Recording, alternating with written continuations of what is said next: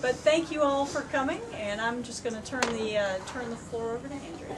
Thank you very much. So happy to be here and honored to be here. And I didn't realize it'd be this many people. So to answer your question, I am nervous now. I am fortunate that I get to receive emails every day from people who have read the book that say, you know, it helped me get through a really hard time. It put things into perspective for me. It, you know, changed me, you know, in more ways than I can count. And the biggest compliment or response I've been getting is, you know, it makes you want to give more, because the theme throughout this book is the women who have gone through some of their darkest hours turn that grief into giving. And that is, like, for me, the biggest, I don't know, the thing I'm taking away from it, the biggest lesson I've learned is, you know, when you're feeling in, go out and give to others, and it's a thing that can heal you. So, I may cry. As far back as I can remember, my father wrote little notes to himself about everything. That's my father. They were reminders, really, little scraps of paper with nuggets of wisdom. This way, he could recall a thought or follow up on a half-baked idea or new creation. For a time, he was an inventor, so ideas were his life, and he would not let one of them pass him by. Even his wardrobe functioned as a facilitator to his ideas. He would not wear shirts. Oh yeah, I have actual proof. He would not wear shirts unless they had two pockets, one for his pens, the other for his scraps of paper. Function over fashion was his motto.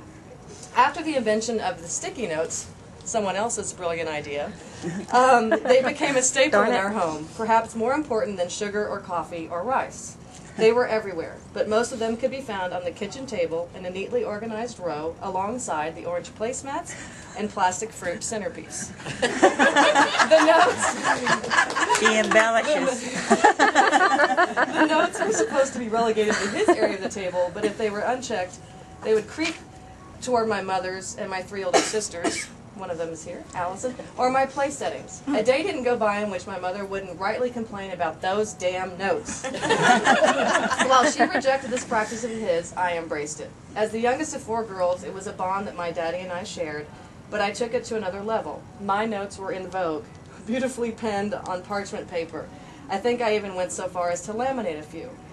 Canvas inside a shadow box was probably my note de force. I gifted my husband one saying, "My love guaranteed." Let me be clear. Oh, my love guaranteed. So I curate famous quotes, paraphrases of famous quotes, raw emotion, friends' quotes, snippets of phone conversations, ideas. To me, they are like oxygen. I need them to breathe. A recent inventory yielded these gems. You get what you want. Giving is receiving. Have more faith than fear. Don't forget to exercise and drink water. I have collected countless scraps of wisdom, inspiration, insight, and empathy over the years. One day it occurred to me that a book of such reflections and the stories that surrounded them might bring others the joy and comfort and occasional laugh that they bring me. I started to seek out stories that would fit on a post-it note, but that would not fit on a post-it note, but had a final message that could. Notes to self. All of the stories were primarily about moments of redemption following what I call life's big three: humiliation, heartbreak, and hardship. However, as in real life, sometimes tough moments cannot be so easily compartmentalized, so I put some stories into a category I like to call life's constant complexities, which can mean anything from coming to terms with a professional setback to accepting the width of one's thighs.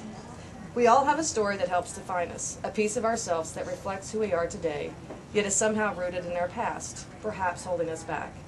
More often than not, we need to shed that outdated outer shell, that story, so that we may finally and fully move into the next phase of life with a lesson of wisdom firmly intact, and if you are like me, taped to a wall.